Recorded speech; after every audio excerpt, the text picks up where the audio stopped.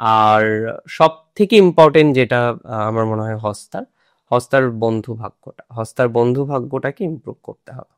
বন্ধু ভাগ্যকে ইমপ্রুভ না করলে মুশকিল।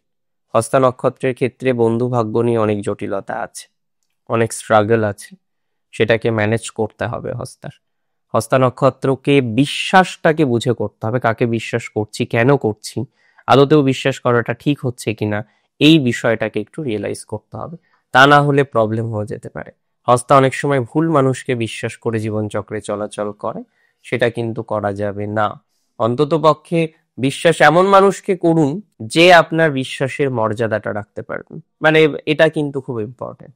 আজকে পথ চলতি কোনো একটা মানুষকে গিয়ে আমরা বিশ্বাস করছি, সে আমার বিশ্বাসের মর্যাদা রাখছে না, I am not going to trust him or her again. না, আমি তাকে আরেকবার তাকে অন্তত বিশ্বাস করব না। হস্তার এই ভুলটা বারবার হয়।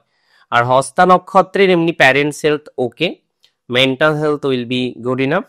পিতামাতার সাথে বন্ডিংটা আর একটু বেটার করতে হবে। মাঝে একটু ভুল বোঝাবুঝি হয়ে গিয়েছে, কিছু কথা এমন বলেছেন যেটা বলা হয়তো উচিত ছিল না,